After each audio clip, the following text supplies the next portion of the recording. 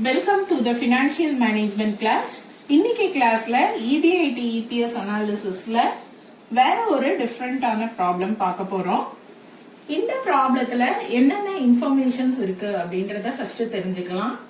Previous கிளாஸ்ல பார்த்த ப்ராப்ளத்துல எக்ஸிஸ்டிங் கேபிட்டல் ஸ்ட்ரக்சர்ல ஈக்விட்டி ஷேர்ஸ் மட்டும் இருந்தது. இந்த ப்ராப்ளத்துல equity shares, reserves and debentures இருக்குது. அதே போல ஈக்விட்டி ஷேர்ஸ் பாத்தீங்கன்னா பிரீமியம்ல இஷ்யூ பண்ற பிளான் இருக்கு. ஷேர்ஸ் பிரீமியம்ல இஷ்யூ பண்ணும்போது number of equity shares calculation differ ஆகும்.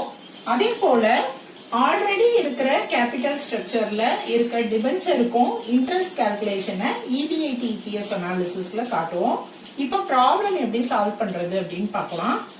Problem F Limited has the following capital structure: equity shares 20 lakhs, reserves and surplus 5 lakhs, 11% debentures 15 lakhs, total 40 lakhs. இது கம்பெனில ஏற்கனவே இருக்கக்கூடிய கேபிட்டல். Total 40 lakhs capital. அதுக்கு என்னென்ன shares இருக்கு, debentures இருக்குன்ற information இதுல கொடுத்திருக்காங்க. அடுத்து நம்ம பார்க்க போறது புது பிளானுக்குரிய கேபிட்டல் ஸ்ட்ரக்சர். புது plan, the company needs 10 lakhs to execute a new project which will raise its EBIT from the current level of rupees 6 lakhs to 8 lakhs.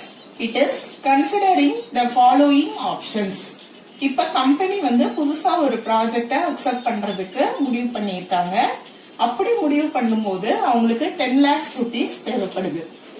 இந்த 10 lakhs rupees கேபிட்டல் ரைஸ் பண்ணும்போது அவங்க எக்ஸ்பெக்ட் பண்ற profit, இப்ப இருக்க profit 6 lakhs, 8 lakhsக்கு profit increase ஆகும் அப்படின்னு எதிர்பார்க்கறாங்க. அதே போல என்னென்ன ஆப்ஷன்ஸ் இருக்கு அப்படின்னு பாத்தீங்கன்னா, issue of equity shares at a premium of rupees 10 each for the entire amount. அவங்களுக்கு தேவைப்படுற 10 லட்சத்துக்கும் ஈக்விட்டி ஷேர்ஸ் மட்டுமே இஷ்யூ பண்றது first option. Second option, issue of 13% debentures. 10 லட்சத்துக்கும் டிபென்ச்சர்ஸ் மட்டுமே இஷ்யூ பண்றது another option. Issue of equity shares for rupees 6 lakhs at a premium of rupees 30 per share and issue of debentures for the balance amount. 6 lakhs க்கு equity shares and balance 4 lakhs க்கு debentures issue பண்றது அவங்களோட third option. எந்த பிளான்ல EPS maximum அப்படின்றத தெரிஞ்சுக்கிறதுக்கு EBIT EPS analysis statement prepare பண்ண போறோம். ஸ்டேட்மெண்ட்டுக்கு அந்த ஃபார்மேட் எடுத்து எழுதிட்டேன். ஃபர்ஸ்ட் காலம் பர்டிகுலர்ஸ், இது ஃபார்மேட். அடுத்து பிளான் 1, பிளான் 2, பிளான் 3. இப்போ ப்ராப்ளம் சால்வ் பண்ண போறேன். First information, earnings before interest and tax. கம்பெனியோட profit, earning before interest and tax அப்படின்றது. ப்ராப்ளம்ல பாருங்க, EBIT 6 lakhsல இருந்து present 8 lakhs இன்க்ரீஸ் ஆக போகுதுன்னு எதிர்பார்க்கறாங்க. Expected EBIT is 8 lakhs. இந்த 8 lakhs அமௌண்ட்டை தான் நம்ம எடுத்து எழுதிக்கணும். மூணு பிளான்லயுமே அவங்க எதிர்பார்க்கிற EBIT 8 lakhs. Next step, company அவங்களோட ப்ராஃபிட்ல இருந்து டிபென்ச்சர்ஸ், லோன்ஸ் ஏதாவது இருந்ததுன்னா அதுக்கான இன்ட்ரெஸ்ட பே பண்ணணும். சோ ஆல்ரெடி நான் சொன்ன மாதிரி இந்த கம்பெனிக்கு எக்ஸிஸ்டிங் கேபிட்டல் ஸ்ட்ரக்சரும் கொடுத்திருக்காங்க, புது பிளானும் கொடுத்திருக்காங்க. எக்ஸிஸ்டிங் கேபிட்டல் ஸ்ட்ரக்சர்ல டிபென்ச்சர்ஸ் இருக்கு. இந்த டிபென்ச்சர்ஸ எல்லா பிளான்லயுமே நம்ம டிடெக்ட் பண்ணணும். மூணு பிளானுக்கும் இன்ட்ரெஸ்ட் எப்படி கால்குலேட் பண்றது அப்படின்றத ஒர்க்கிங் நோட்ல ஃபர்ஸ்ட் போட்டுடலாம். பிளான் 1ஓட இன்ட்ரெஸ்ட் கால்குலேஷன். பிளான் 1 ரீட் பண்ணுங்க. Issue of equity shares. So 10 லட்சத்துக்கும் ஈக்விட்டி ஷேர்ஸ் தான் இஷ்யூ பண்ண போறாங்க. புது பிளான்ல டிபென்ச்சர் கிடையாது. ஆனாலும் எக்ஸிஸ்டிங் கேபிட்டல் ஸ்ட்ரக்சர்ல 11% டிபென்ச்சர்ஸ் கொடுத்திருக்காங்க. டிபென்ச்சர் அமௌண்ட் 15 லட்சம். ஸோ 15 லட்சம் டிபென்ச்சர் அமௌண்ட் எடுத்து எழுதுறேன். அதுல கால்குலேஷன் இன்ட்ரெஸ்ட் 11% கொடுத்திருக்காங்க. கால்குலேட் பண்ணினா நமக்கு கிடைக்கிற அமௌண்ட் 1,65,000. பிளான் 1ல 1,65,000 டிடக்ட் பண்ணணும். பிளான் 2 பார்க்கலாம். Debenture amount 10 lakhs, interest percentage 13%, interest calculate பண்ணினா 1,30,000. Plan 2க்கு புது பிளானோட இன்ட்ரெஸ்ட் கால்குலேட் பண்ணியாச்சு. எக்ஸிஸ்டிங் கேபிட்டல் ஸ்ட்ரக்சர்ல இருக்க இன்ட்ரெஸ்டையும் மைனஸ் பண்ணணும். அதனால மறுபடியும் எக்ஸிஸ்டிங் கேபிட்டல் ஸ்ட்ரக்சர்ல இருக்கிறத பாருங்க. டிபென்ச்சர் அமௌண்ட் 15 லட்சம், இன்ட்ரெஸ்ட் பர்சன்டேஜ் 11%. இது எக்ஸிஸ்டிங் கேபிட்டல் ஸ்ட்ரக்சரோட டிபென்ச்சர் அமௌண்ட் அண்ட் 11% இன்ட்ரெஸ்ட். இப்போ பிளான் 2க்கு ரெண்டு interest, existing and new plan ரெண்டையும் ஆட் பண்ணிக்கணும் இன்ட்ரெஸ்ட் கால்குலேஷனுக்கு.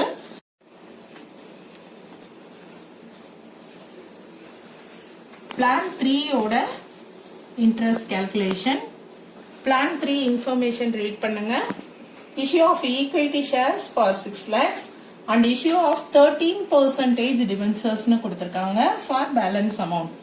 10 லட்சத்துல 4 லட்சம் டிபென்ச்சர் இஷ்யூ பண்ண போறாங்க. Debenture amount 4 lakhs, interest percentage 13%. Calculate பண்ணீங்கன்னா இன்ட்ரெஸ்ட் அமௌண்ட் 52,000. இது புது பிளானோட டிபென்ச்சர் இன்ட்ரெஸ்ட். பழைய பிளானோட இன்ட்ரெஸ்டையும் கால்குலேட் பண்ணணும். பழைய பிளான்ல டிபென்ச்சர் 15 லட்சம், அதோட இன்ட்ரெஸ்ட் 11%. 15 லட்சம் debenture amount, interest percentage 11%. Calculate பண்ணினா 1,65,000. இப்போ பிளான் 3க்கு இந்த ரெண்டு இன்ட்ரெஸ்டையும் ஆட் பண்ணிக்கணும். 2,17,000. இந்த இன்ட்ரெஸ்ட் தான் இப்போ நம்ம லெஸ் பண்ண போறோம். பிளான் 1ஓட இன்ட்ரெஸ்ட் கால்குலேட் பண்ணியிருக்கோம் 1,65,000 எடுத்து எழுதுறேன். அதே போல பிளான் 2ஓட இன்ட்ரெஸ்ட் கால்குலேஷன்ல பாருங்க 2,95,000 அதை எடுத்து எழுதிக்கலாம். அதே போல பிளான் 3ஓட இன்ட்ரெஸ்ட் கால்குலேஷன்ல கிடைச்சது 2,17,000. இப்ப டிடக்ட் பண்ணலாம். 8 lakhல 1,65,000 டிடக்ட் பண்ணினா 6,35,000. அதே போல இங்க டிரெக்ஷன் பண்ணினா 5,05,000 and லாஸ்ட் பிளான்ல 5,83,000. இன்ட்ரெஸ்ட் டிடக்ட் பண்ணதுக்கு அப்புறமா டாக்ஸ் பே பண்ணணும் நம்ம ப்ராஃபிட்ல இருந்து. டாக்ஸ் பர்சன்டேஜ் ப்ராப்ளத்துல பாருங்க 50%. டாக்ஸ் 50% இந்த EBTல கால்குலேட் பண்ணணும். 6,35,000ல 50% கால்குலேஷன் பண்றேன். 3,17,500. 5,05,000ல 50% கால்குலேட் பண்றேன். 2,52,500. அதே போல 5,83,000ல 50% டாக்ஸ் கால்குலேட் பண்றேன். 2,91,500. இப்ப EBTல இருந்து டாக்ஸ் லெஸ் பண்ணினா கிடைக்கிற ஆன்சர் EAT. 50%ன்றதுனால நீங்க லெஸ் பண்ணும்போது அதே பேலன்ஸ் 50% உங்களுக்கு EAT-ஆ கிடைக்கும். தேர்ட் பிளான்ல 2,91,500 EAT. அடுத்து பிரெஃபரன்ஸ் டிவிடெண்ட் லெஸ் பண்ணணும். பிளான்ல பிரெஃபரன்ஸ் டிவிடெண்ட் இருக்கா பாருங்க. புது பிளான்ல equity share, debenture, equity and debenture.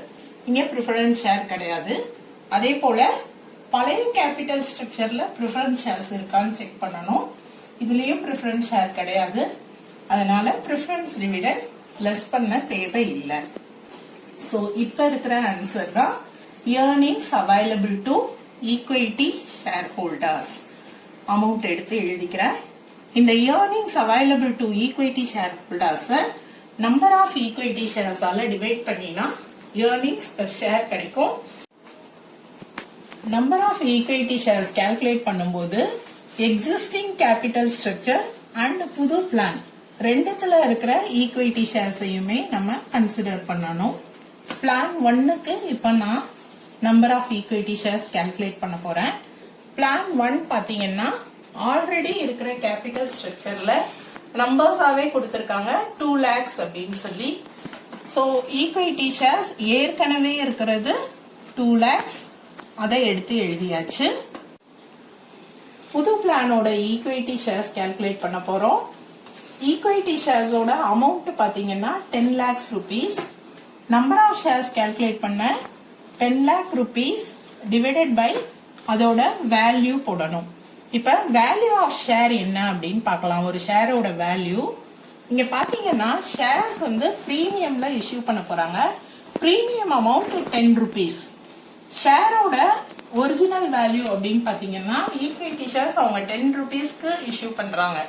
அப்போ face value 10 rupee, premium amount 10 rupee, total ஒரு ஷேரோட மொத்த வேல்யூ 20 ரூபாய். Amount of equity share divided by அதோட வேல்யூ, ஒரு ஷேரோட வேல்யூ போட்டோம்னா நம்பர் ஆஃப் ஷேர்ஸ் கிடைக்கும். நீங்க கால்குலேட் பண்ணீங்கன்னா 50,000 கிடைக்கும். பிளான் 1ல total number of equity shares 2,50,000. அடுத்து பிளான் 2ஓட ஈக்விட்டி ஷேர்ஸ் கால்குலேட் பண்ண போறேன். பிளான் 2ல பாத்தீங்கன்னா இஷ்யூ ஆஃப் 13% டிபென்ச்சர்ஸ். புது பிளான்ல ஈக்விட்டி ஷேர்ஸ் கிடையாது. பழைய பிளான்ல நம்பர் ஆஃப் ஈக்விட்டி ஷேர்ஸ் கொடுத்திருக்காங்க 2 lakhs. அப்ப பிளான் 2ஓட number of equity shares 2 lakhs. அடுத்து பிளான் 3ஓட number of equity shares calculate பண்ணலாம். புது பிளான்ல பாத்தீங்கன்னா ஈக்விட்டி ஷேர்ஸோட அமௌண்ட் 6 lakhs. சோ நம்பர் கண்டுபிடிக்கிறதுக்கு அமௌண்ட் எடுத்து மேல எழுதணும். 6 lakhs எடுத்து எழுதிட்டேன். ஷேரோட ஃபேஸ் வேல்யூ 10 rupee, பிரீமியம்ல இஷ்யூ பண்றாங்க 30 rupee. அதோட face value plus premium add பண்ணா 40 rupees. 6 lakhs 40 rupees ஆல டிவைட் பண்ணீங்கன்னா நம்பர் ஆஃப் ஷேர்ஸ் 15,000. புது பிளான்ல 15,000. ஏற்கனவே இருக்கிற பிளான்ல number of equity shares 2 lakhs. அதை எடுத்து எழுதிக்கோங்க. ஸோ தேர்ட் பிளானோட number of equity shares 2,15,000.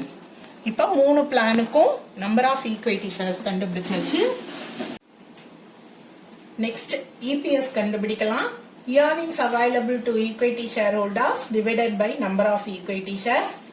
earnings available to equity shareholders எடுத்து எழுதுறேன். 3,17,500, 2,52,500, 2,91,500.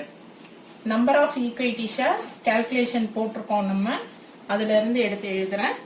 பிளான் 1ஓட number of equity shares 2,50,000. Plan 2ல number of equity shares 2 lakhs. Plan 3ல நம்பர் ஆஃப் ஈக்விட்டி ஷேர்ஸ் 2,15,000.